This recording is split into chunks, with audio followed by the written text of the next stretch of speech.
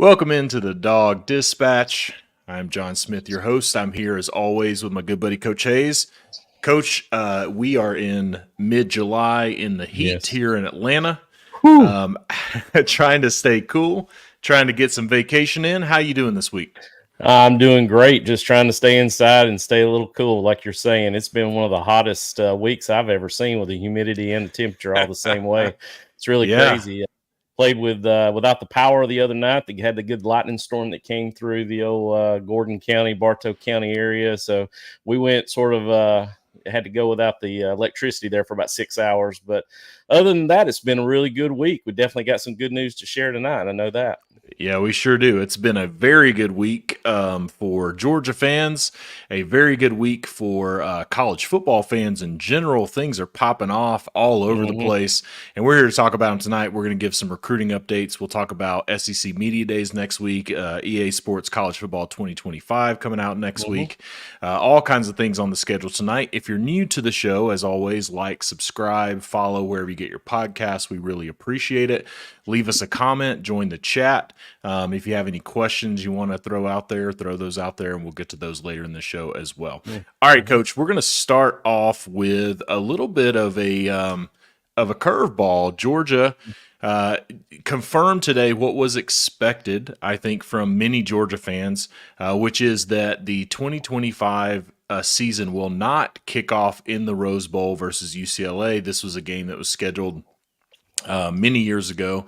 A non-conference game between Georgia and UCLA. Georgia was supposed to travel to the Rose Bowl, and then UCLA was going to come and play in Athens at a home and home. But that has been canned, and UCLA has been replaced with the powerful Marshall Thundering Herd on Georgia's schedule. Coach, I just have one question. Why do people hate Georgia and want to move these non-conference games off the schedule? It happened with Ball State and Oklahoma last week. Conference expansion and realignment has just messed with Georgia's schedule now for a couple of years.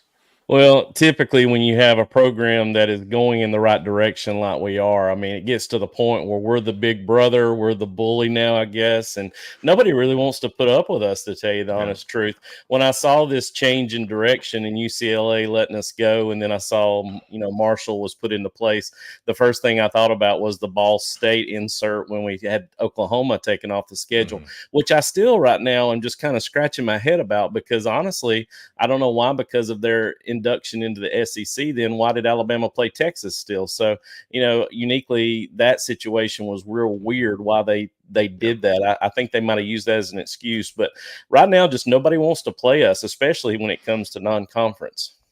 Yeah, I think the Alabama-Texas game, happened before Texas was announced. That first game of that series happened before it was announced that Texas was going to be joining the SEC. So I think they let that game go ahead because they had to, do the second part of the home and home. Right. I will say I don't know if this UCLA game was contractually obligated. Sometimes they are, sometimes they aren't contractually obligated. But USC.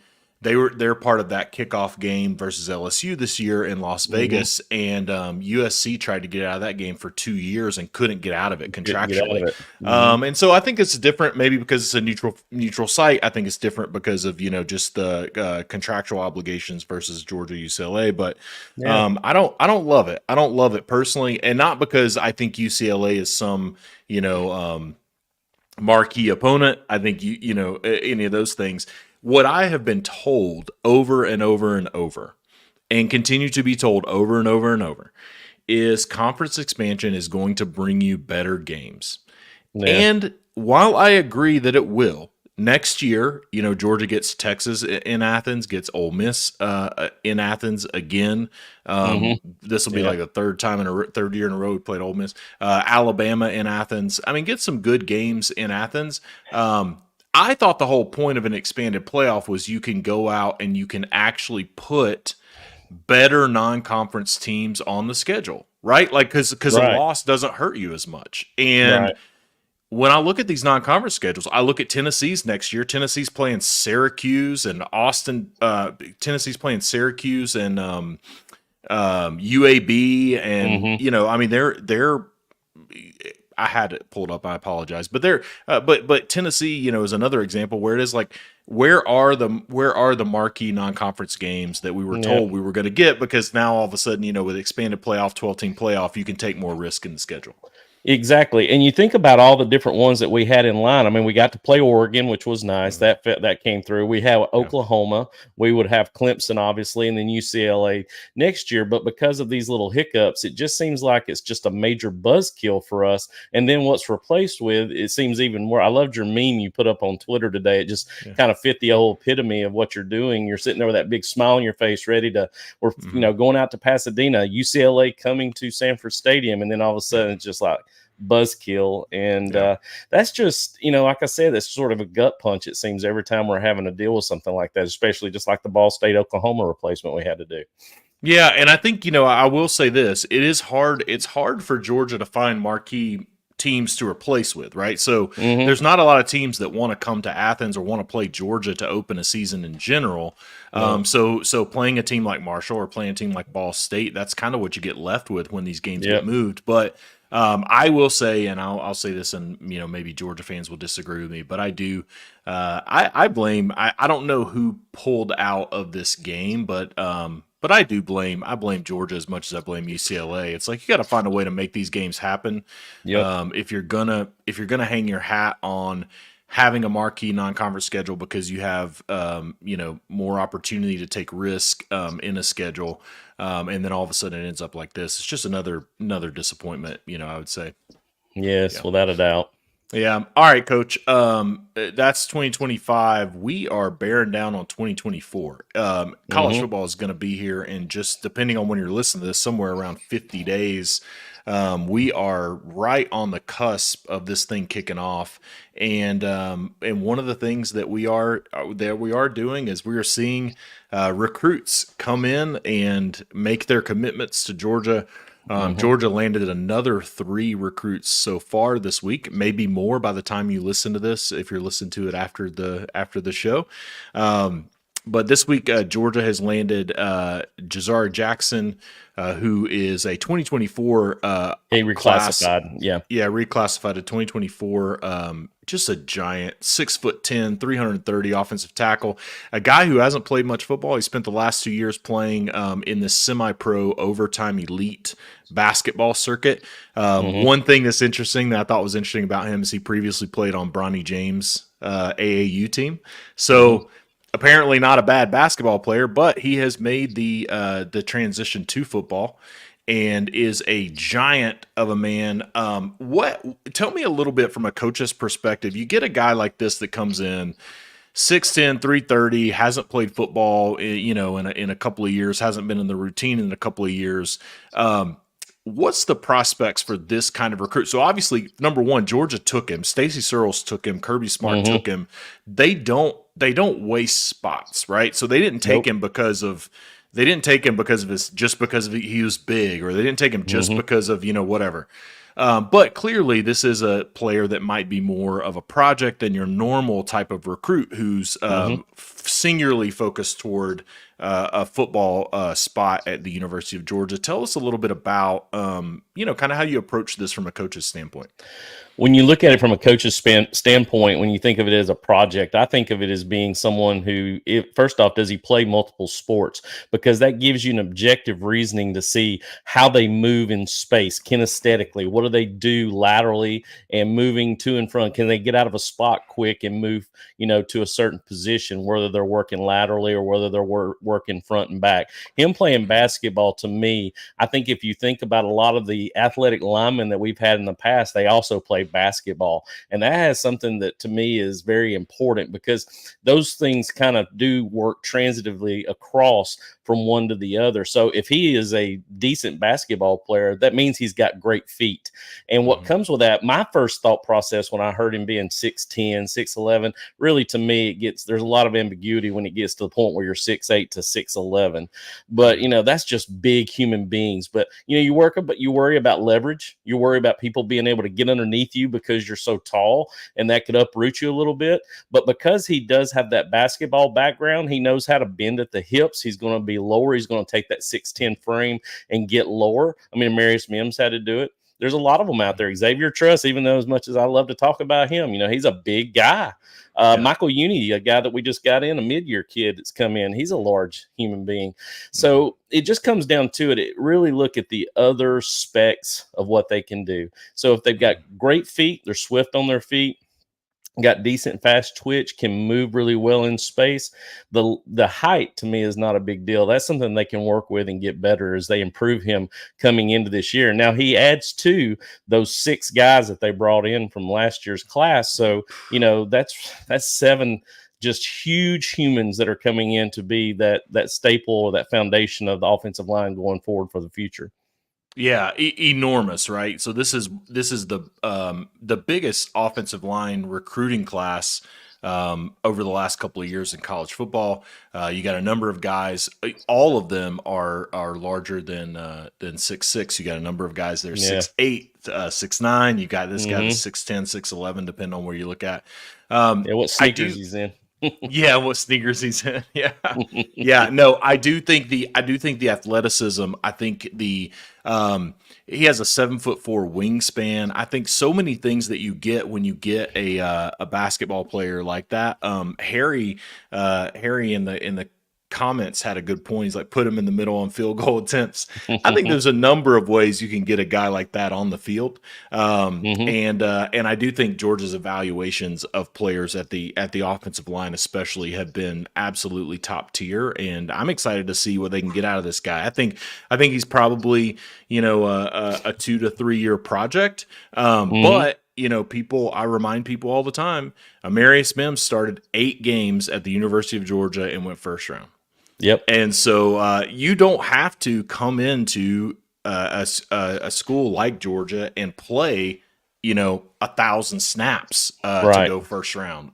You come in, you practice against the best, you get developed, you get your opportunity to play in games when it makes sense, where it makes sense, and you prove your value through your athleticism, and you can really, really make it through a factory like Georgia has, especially if you have the tools like this kid has. So, and I'm consistent with what they say in the chat too. If Kirby's evaluated him, if Stacy's evaluated him, and they've looked at him in that regard, I trust what they see in him, and I think he's going to be very productive for us going forward, no matter what capacity they use him at. But I agree with you, John. I think he's going to be a productive talent for us going forward in the near future. Yeah, now Alabama fans are going to tell you, Coach, that they had a giant offensive line and didn't do anything with it. So Georgia, good luck with all that size you have on the offensive line, because it doesn't really mean anything because Alabama wasn't able to do anything with their size. So exactly, unreal. I really have to disagree with those people that want to justify the means of that, because our kids, as big as they are, it's not only they're big, they can move. There's a big difference when you just got lumberjacks sitting there that all they do is like stone statues on Easter Island. I mean, we got guys that can freaking move. Not only are they big, but they can pull, and they're great in space, and they're aggressive, and they're mean as hell. And it's just like I said, I just see a different capacity of what those people out there that are trying to troll us, that we're building this great wall, but you got nobody that can move. Well, that's bullcrap. They definitely can move too. Agree. All right, we're going to move on to another recruit that we got that flipped from South Carolina. Kirby stuffing Shane Beamer in a locker, and flipping 4-star cornerback, top 10 cornerback of the nation, Shamari Earls, 6'10", 180 pounds, out of Chester, Virginia. Another Virginia guy. A lot of Virginia guys coming down here to Athens now. Dalen Everett was one of those as well. Coach Chris Jones. Chris Jones won. Just starting that pipeline from Virginia down to Athens. Shamari Earls, I really, really, really, really like Shamari Earls. This is, you talk about athletic, you talk about a guy with all of the tools that you need to play in a Kirby Smart defense in the secondary. This is a guy that has an elite track and field athlete, a guy who runs multiple events in track and field. He's a guy who plays two ways. Plays majority of snaps for a very good, what has been a very good football team at his high school there in Virginia. Coach, what do you see out of Shamari Earls, or the things that folks should get excited about? Tell us a little bit about Shamari. Shamari is one of those that when I watch him on film, the first thing I'm looking at is a high school project. You're looking at junior film right now because they haven't even produced a senior film yet. Yeah. There's a lot of growth that takes place between your junior and senior year. A lot of people don't realize that. As a football player, I remember I grew a lot between my junior and senior year. So not only you got stronger, but you understand the game better. It slows down for you. It's just, those different capacities of what you see. But answering your question, what I see in him, long wingspan, very long, lengthy body. He's got a very wiry frame, but he moves well in space. His hips, he could work on probably getting, he really has to flex in the hips to get turned, to get out of his pivot points.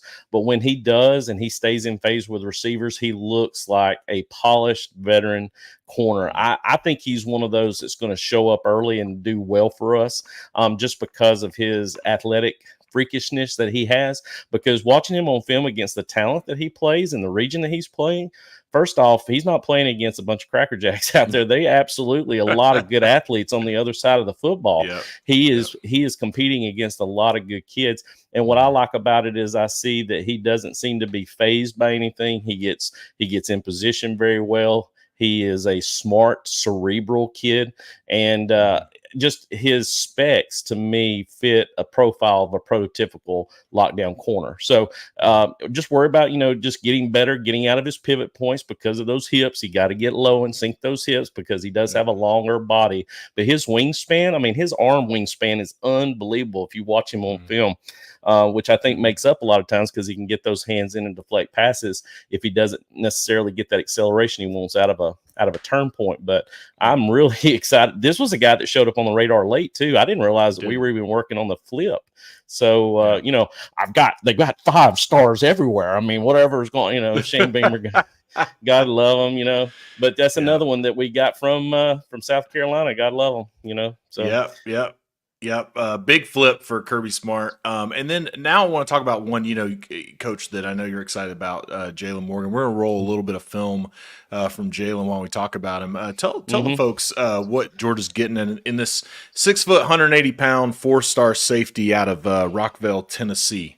Oh, my God. He's right there, Middle Tennessee State, Murfreesboro. I'm telling you right now, he is about as good of a receiver as he is a safety, John. I watched him on film, and we've watched him evaluated receiver film for the last 6 months, and I would say right now he fits probably in the top 4 of our receivers.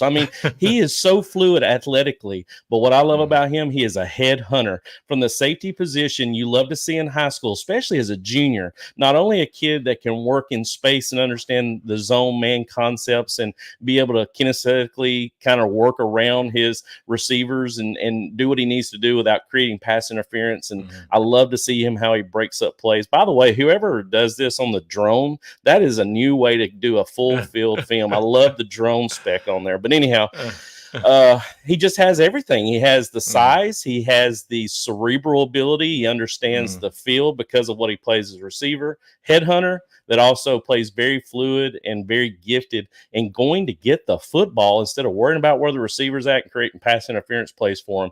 So just an overall very gifted athlete, another kid that showed up on the radar kind of late for me, but watching them, I'm like, I know why they want this guy. For the love of everything that is sacred and holy, I'm so excited about what he brings to the table because as a junior on his film, I'm just blown away by his talent levels. Look at that right here. He's going to block this dude all the way off the screen right here. Just take him to the bus. Boom. All the way to the bus. Go ahead. I'm sorry. No. You're good. Yeah. I was going to say, a little bit about what you were saying, and Randy is saying this in the chat too. His instincts, there are things that this from being a coach. And I know this from playing the game and watching elite guys play the game.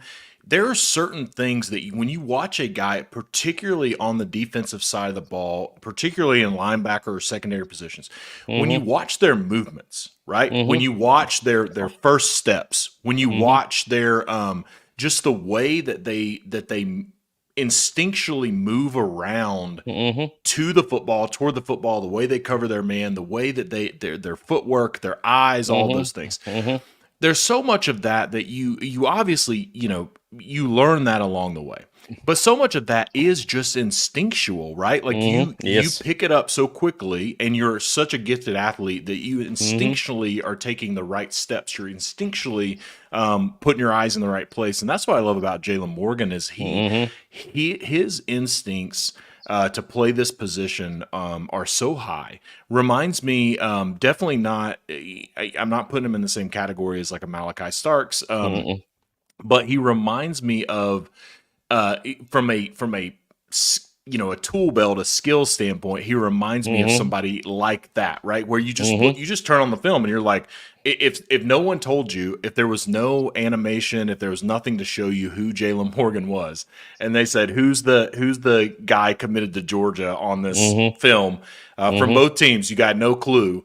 You would Mm-hmm. be able to pick out. You'd be able to pick out who the guy was, right? Exactly. And that's what I like about Jaylan Morgan. Randy also said a second ago about what he liked about Shamari Earls is that everyone raves about his work ethic. That's the same thing with Jaylan Morgan as well. Like you just hear so much about just how hard these guys work, and I think Kirby Smart has shown and has proven that he values that work ethic so high. He talked about it so much with guys like Javon Bullard, for example. Talked about Mm-hmm. it a ton with guys like Tyke Smith. Mm-hmm. And so that there is clearly in the evaluation, there's clearly some type of checkbox and bullet point for that work ethic when it comes to these guys playing the secondary, because you just keep hearing it over and over and over Mm-hmm. about these recruits that they work extremely hard at their craft. And they're going to have to if they want to come play for Georgia, especially in the Yeah. secondary behind what Coach Smart wants. I sit here and look at the big board now, and I see that they got Todd Robinson as an athlete that's more than likely going to be going to the defensive side of the ball. They just got Shamari to flip from South Carolina, and now with Morgan's, I'm looking at what that's something we haven't talked very much because we had such a loaded class from the previous year. To add these kind of kids to the mix, golly, it seems to me it's just nice to see. To me, it's the safety cornerbacks and the running backs this year that'll just be those puzzle pieces that fit perfectly with already what we've got loaded on the front end from the previous year's class. So what you said is very good, and I really like the fact that we have young men who not only are very cerebral, as I call it, so they go in and they watch the tape, they understand ball, but they also take that instinct and combine it together, and that makes for just an unbelievable athlete coming out of high school going into college to be ready to get prepared for the college football life. Yeah, and you still got some guys out there. You got Jonte Gilbert that Georgia's going hard after, Yes. who is another guy that you hear a lot about his work ethic. Obviously, not in the secondary, but you've got Justice Terry. You've got Elijah Griffin. You got a number. Yeah, you got a number of guys still out there that Georgia's going to be hard and heavy on. That I would expect to have some of those names drop sooner rather than later. Yeah. And some of them are going to end up in this class, and so I'm excited to see who ends up over here. Little small note, that I was really big on Tavian Wallace. I know him going to Arkansas was kind of a head scratcher, but what it teaches on. But the Christian Gass, I've been watching film on him, and that's someone now that's all of a sudden on that radar, just like Jaylan being added just a few weeks ago. So just be ready, guys. It's going to be exciting to see what we see materialize here in the next few weeks. Yeah, Georgia sits at number 3 in the recruiting rankings. And basically across all the services, if you're looking out there, I think I'll say this too. There's still a long way to go until signing day, right? Yes, so there is. There's still plenty of time for movement. Still plenty of time for things to happen. One thing that I love that you see with Georgia, so T-Rob, so Travaris Robinson. I think there was a little bit of maybe maybe a lack of a honeymoon period, because of the recruiting in the secondary. I think there was a little bit of, people that were saying, hey, I expected more from Dante Williams and T-Rob, these two guys that were hired. And it's coming. You're seeing it. You're seeing it now. And I don't think any of these things are by accident. I also don't think that any of these things are happening, without very deep, very thorough evaluations. And so these boards, they run deep. And so folks who were worried about, what's T-Rob doing? What's Dante Williams doing? We're not bringing in any secondary guys, man. Yeah. This secondary is shaping up to be another elite class in the secondary for Kirby Smart and his staff. I have to know. I'm smiling and laughing because I'm thinking if I'm Coach Coley, I'm probably in their ear saying, hey, can I borrow Jaylan on offense? Just a couple of periods here. Let me see what I can get out of him on the 9 route and let him catch some quick screens. He's going to be fighting for that kid because I'm telling you, he looks smooth both ways. Absolutely. All right, so that's recruiting updates. We'll continue to talk more about it. I mean, this is something that is going to continue to go on through obviously through signing day and into next year, and you got transfer portal. I mean, it never stops, as we know. Coach, one of the things that's coming up next week is SEC Media Days. It is the big show. SEC Media Days in Dallas. The SEC just, kowtowing to Texas and Oklahoma. They haven't even literally have played no conference games yet, and we're already hosting media days in their territory. I mean, what's this all about, Coach? Why is Greg Sankey, why is he going down there to Texas, and making a big show about Texas and Oklahoma joining this league? I guess it's the honeymoon period for those two. I don't know why they're getting it, but I would say that that's the only thing that they're going to get that's going to be a reflection of anything positive for them this year, because after that, the scrutiny of what they're going to do and what they're going to produce on the field is to be determined. But I think, honestly, that's kind of I don't know. I just think that's an intro honeymoon invitation for those two, for us to be there for SEC Media Days. I always love the way SEC Media Days open up, because to me, it kind of puts a bookend on the beginning of the season. What they've been going through the summer workouts and getting after it and conditioning and getting ready for obviously summer ball and summer camp. To me, when you see the coaches stand up there with behind them with all the SEC logos and their actual school logo behind them on that big LED screen, I don't know. There's just something about that makes me realize that you've got, this is the beginning of the year. This is the beginning of the season, and a lot of good things to talk about as we see a Coach Smart up there again. I can't wait to see what the mantra is going to be this year. Yeah, we know why they're going to Dallas. They're going to Dallas because Greg Sankey is poking his finger in the eye of every other conference. So that's totally fine with me. Of course. I am glad that they're not. They're gonna make a giant deal of Texas and Oklahoma. Clearly, they've already had celebrations. After Texas spent years telling us that they were too big for the SEC, and they've already had celebrations of joining.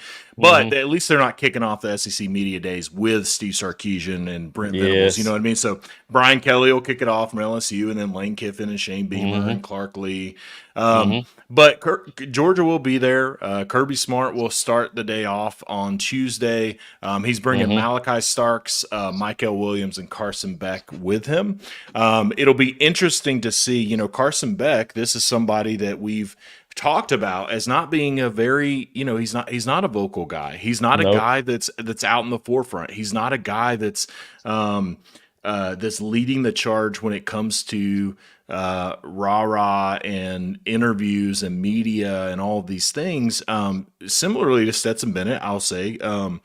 But, this is Carson Beck's kind of first opportunity on a real national stage to show up as the leader of the Georgia football team, in this like off-season kind of marketing media kind of opportunity. So I'm really interested to see what Carson Beck brings to the table personally.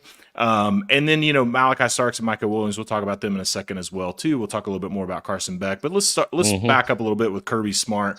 last year we heard Kirby Smart come out. He uses these SEC media days really to unveil kind of mantras for the year. Last year it was better never rest. SEC media days is where we also heard pressure is a privilege. It's where we heard, we've heard a number of these things come out of Kirby Smart. Last year he did talk about, he was worried about complacency. He wasn't worried about the three-peat. He was worried about complacency. And Georgia, for all intents and purposes, throughout the year, they got hit with the injury bug. But for all intents and purposes, they kind of, avoided complacency as the season went on. But they really didn't start the season as a team that looked like a team coming out, especially when you think about 2022 coming out of 49-3 game versus Oregon. We didn't see that from Georgia, right? Like we saw, they were down at halftime to South Carolina. They struggled at Auburn. What do you think Kirby Smart's message? What are you looking to hear from Kirby Smart when he speaks on Tuesday morning next week? What are you looking to hear from him? What are you looking for him to bring to the table this year? Well, I think that there's probably going to be a little bit, since this is new for everyone, having, Texas and Oklahoma. I think there's going to have to be drawing the line in the sand kind of deal and saying, by God, this is our territory and you're in here now. You got what you wanted, so bring it. It's going to be kind of that mentality. I really hope that there is something that puts into play how, you were mentioning the fact a while ago, while we saw the inconsistency from bringing in Carson Beck for his first year as a starter. I mean, you think about it, when you have a quarterback exchange from what Stetson Bennett had done the previous 2 years, I expected there to be a little bit of hiccuping, and there was. And as time went on, they grew. So I hope and pray that they look at something that comes from the growth, because that's the reason why this program to me this year is going to be something different. I think we're going to see just a little bit of that growth that comes from the inconsistency of chemistry. Now, all of a sudden, a lot of these guys are coming back. I mean, there's hardly any loss anywhere, to tell you the honest truth. And I think that consistency of playing together for a year is very similar to what we saw in what Stetson Bennett brought back the next year after the national championship year in 2022. I think Carson brings that same mentality, and it all starts really with him, honestly. So I hope that Coach Smart has something to say, basically, we're king of the hill, and we want to let you know that everybody else below you. So you better be ready to come in here in a fight every week. And I hope there's something that comes to that mentality towards these other head coaches. Well, he started off the 2022 season. This is what was interesting to me, right? Is the mentality.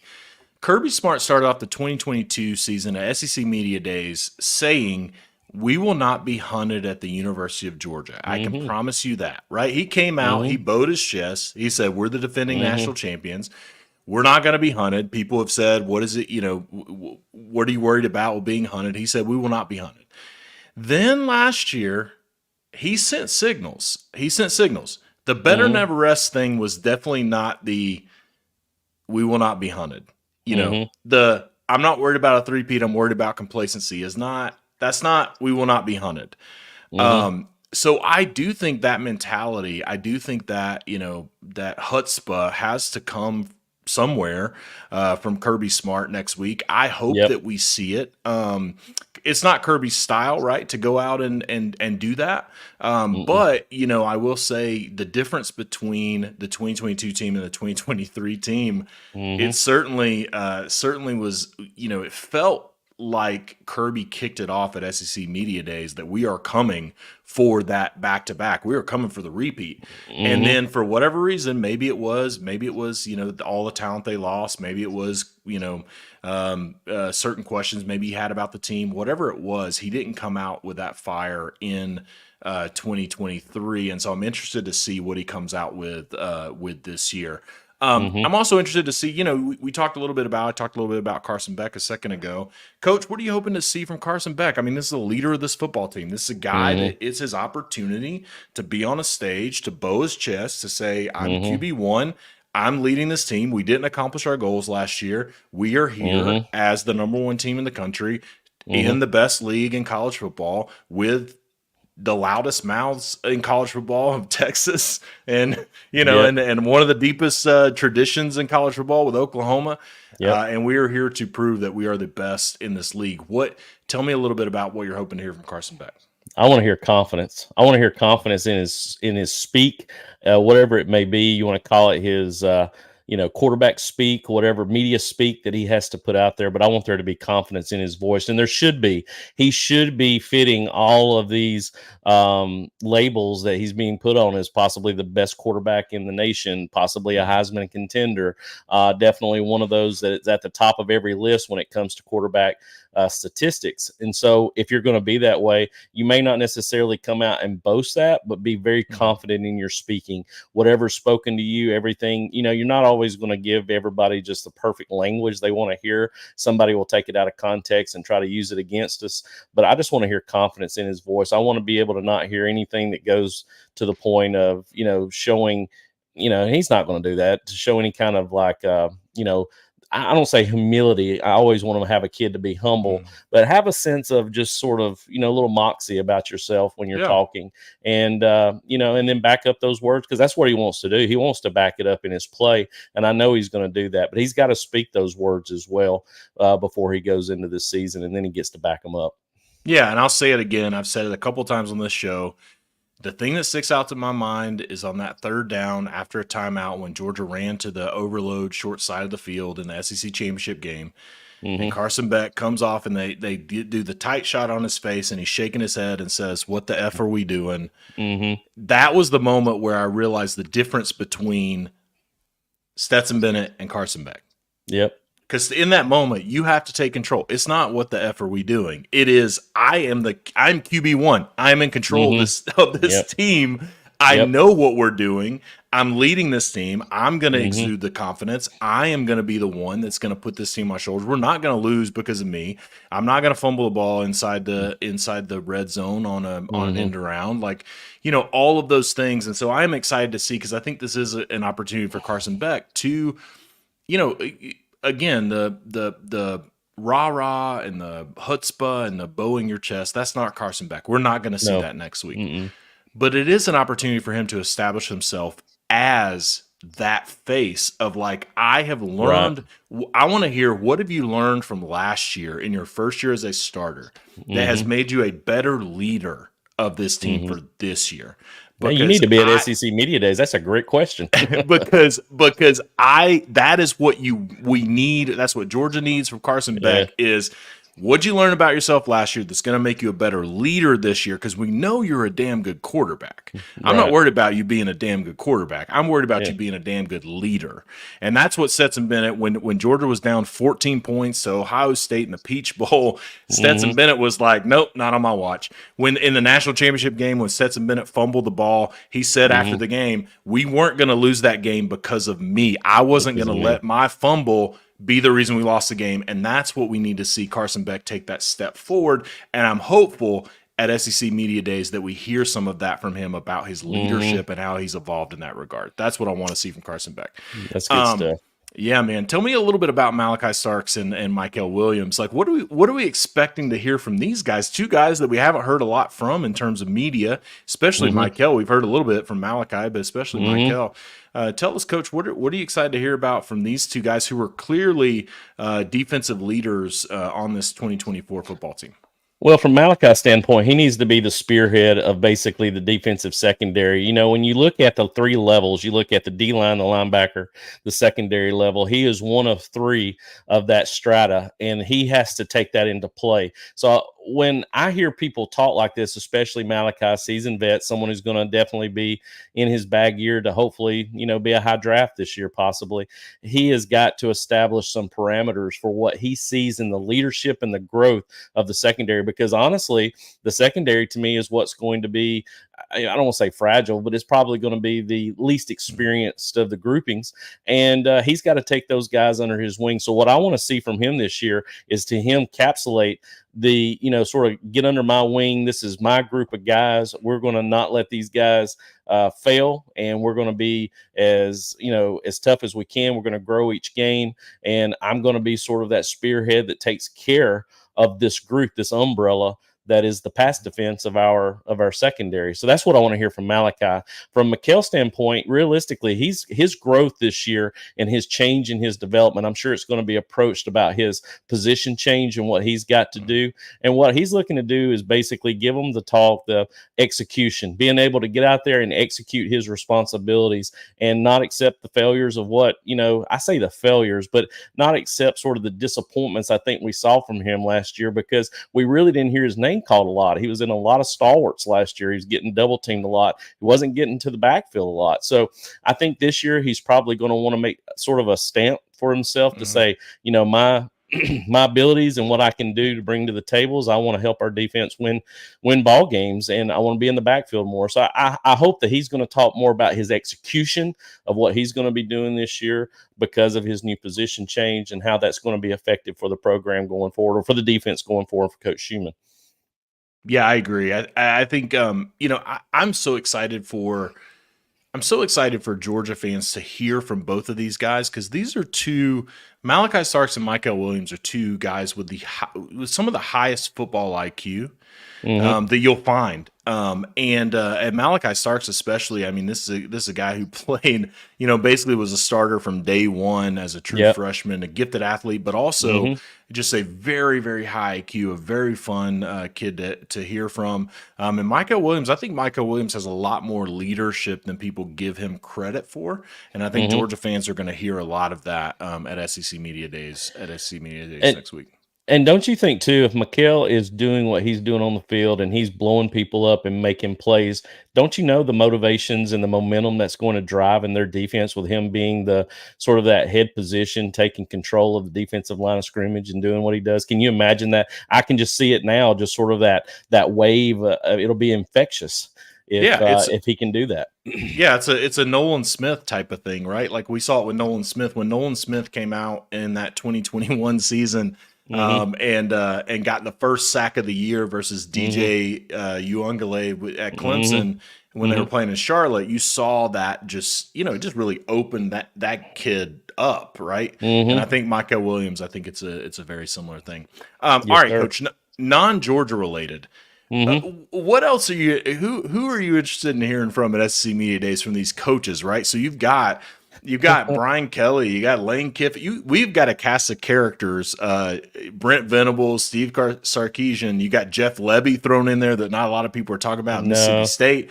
Mike Elko's new at Texas A&M. Sam Pittman's fighting for his job at Arkansas. Hugh Freeze, brother Hugh at Auburn. Who are some of these other guys that you're looking at that you're interested in hearing from? Who do you think may give us a chuckle next week? I think Shane Beamer's probably going to be one of them. If you don't see someone with two heavy chips on his shoulders as he walks in the doors, I think he feels like he's that little kid that's just getting beat up all the time. Either has the little black eye or has a little scratch underneath his eye. So he's probably going to give us a little, while he's up there on the stand, I'm sure a couple of times. But, what I am interested in is Drinkwitz. Drinkwitz now all of a sudden is not the little stepbrother anymore. I find that he's finally put himself into contention to be competitive. And so I see a little pride in his stride when he comes in. I'm going to be interested to see what Drinkwitz does at the stand when he's up there, to see if there's a little bit more of I don't say a cockiness to him,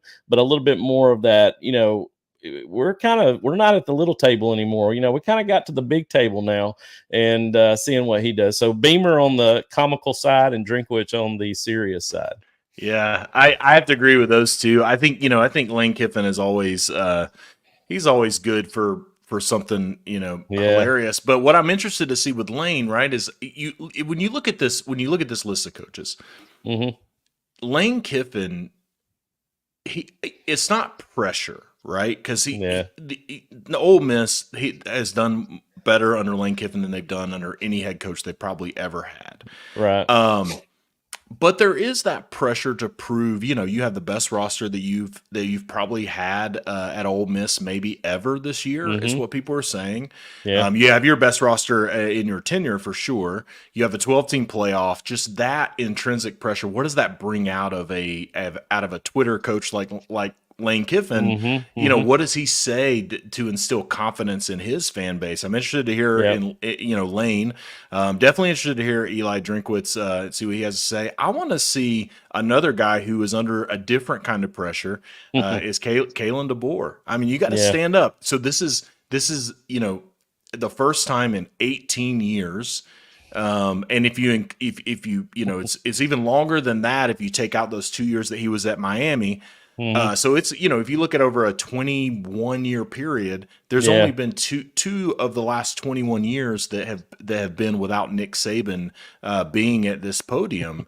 And so Kalen DeBoer's got to get up there, and he's not. Kalen DeBoer is not he's not a Nick Saban leadership public speaker kind of guy. I'm really interested in seeing what Alabama fans and the media walk away from with Kalen DeBoer stepping up there. And then, I'm always interested in hearing, brother Hugh Freeze. I want to see what Hugh has to say. Last year there was a lot of conversation with Hugh Freeze about at the end of last year about how, he wasn't as involved in the offensive game plan as maybe he should have been because he was recruiting and, all these things. And I'm just really interested to see what he has to say this year. I think first impression is important. I think with DeBoer, you're right. I remember how standing up in front of my defensive staff and how you want to present yourself to be knowledgeable, to be someone who can be respected and trustworthy and know your stuff. That's the main thing, but it comes down to the fact of I can imagine what Billy Napier is going to feel. I mean, I can just see him right now standing up. He's going to go, hi guys. I'm Florida's head coach still. I can just imagine the feebleness almost is going to be from Billy Napier. And I mean, I'm sure he's going to stand up there. We're going to hear the less amount from Steve Sarkisian and Brent Venables. They're not going to give us anything, honestly.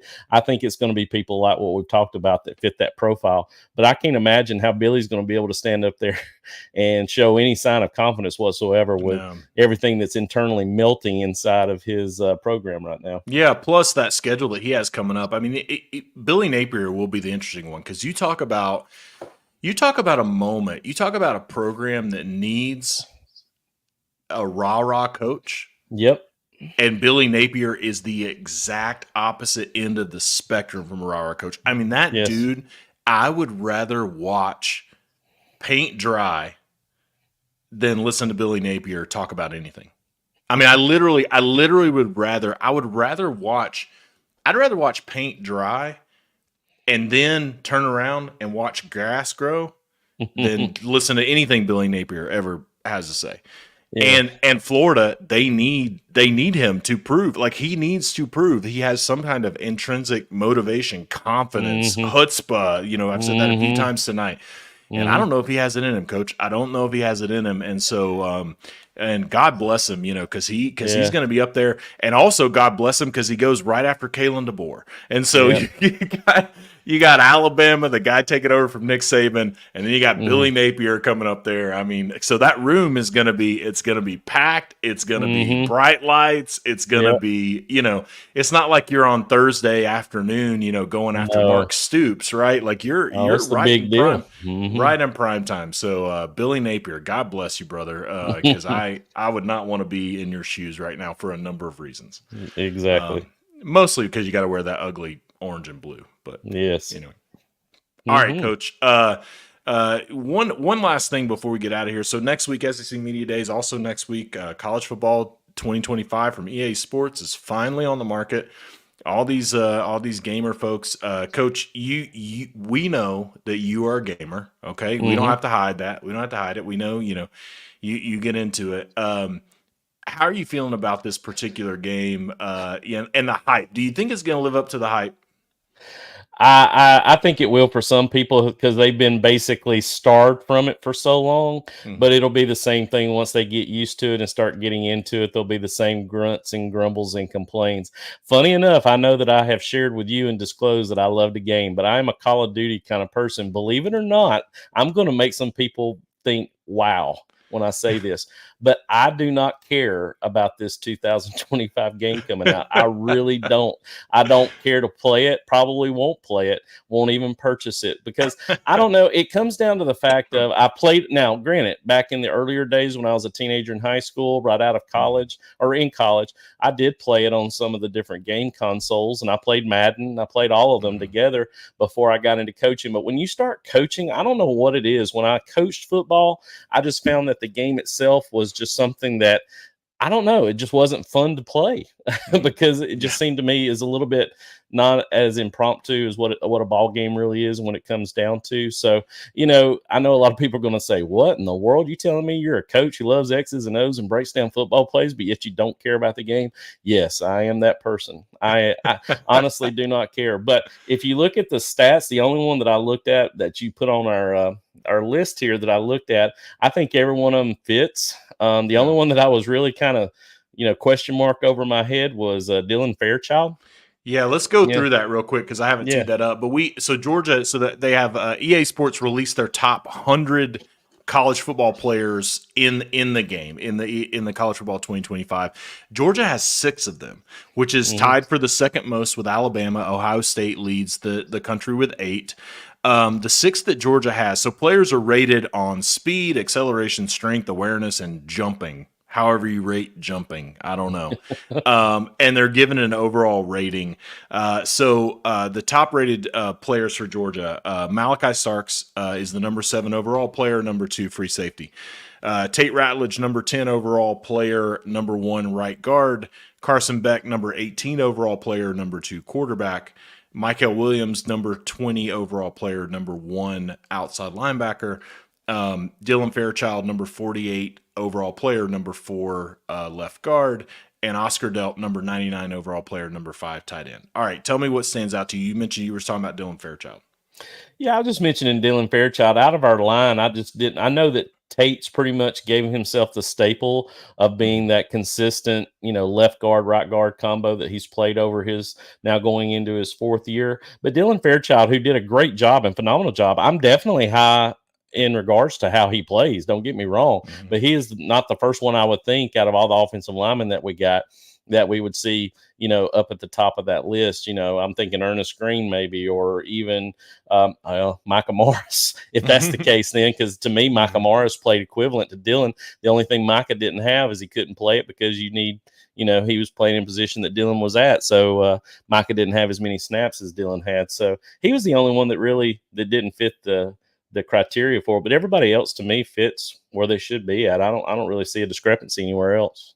Yeah, it's pretty interesting. It is interesting that Carson Beck is the number 2 overall quarterback, tied in overall rating, but behind Shedeur Sanders. And you know why he's behind Shedeur Sanders, Coach? Because of his speed. No, well, speed was one for sure. Awareness. They rated Shedeur Sanders as a higher awareness than Carson Beck. Wow. Shedeur Sanders has a 98 awareness, which is like almost perfect awareness. Good gracious. A guy who got sacked 50 times. I don't know, Coach. I don't know, man. Yeah, I didn't know that stat. If you told me that makes me kind of shake my head at that. But there's always going to be those people that are against what we see objectively on the field versus what they just feel about that person because they think, Shedeur Sanders, probably half the stats that he's attributed on this just comes from the fact of what his last name is and who he's the son of versus what he's actually producing on the field. Yeah, there's also, this is when it comes to games like this, there's marketing. It's things you got to think about. It's not, there's some developer that thinks he knows a little bit about football that had some input somewhere along the way. So, now, I ain't gonna lie, I'm gonna add something to it. Back in the day, I remember it was 1994, the college game that I think I played it on the Sega Genesis. I'm dating myself. Oh boy, here. Coach, here but we go. I ain't gonna lie, Cordell Stewart. Now he was the bomb.com because he was very fast as a quarterback. He could throw the football and he could run, and that's the one thing you love to see as a running quarterback. I remember I used to wax people I played against because I could run with my quarterback. I loved it.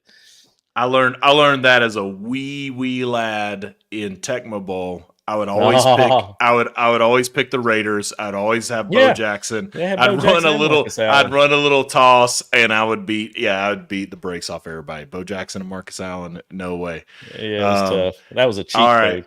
That was a cheat code that a lot of my friends in the neighborhood didn't know about when they would come over and get waxed. John, you just brought back some great memories of Tecmo Bowl. That's awesome. All right, y'all. Well, that's our show today. Thank you so much for joining in. Thanks for the chat. Like, subscribe. We'll be back on Friday with a premiere show for you. And then next week, I'm so excited. Next week, we're pre-recording some game-by-game previews with some hosts of other podcasts. So I'll be back to talk a little bit of Clemson, a little bit of Auburn, maybe a little bit of Tennessee, to give a little bit of preview of some of our upcoming opponents with some of my friends from who host behind enemy lines. So join us next week. Like, subscribe. We appreciate y'all. Follow Coach Hayes at Coach Hayes Huddle, at Coach Hayes HUDL, and we will see y'all next time.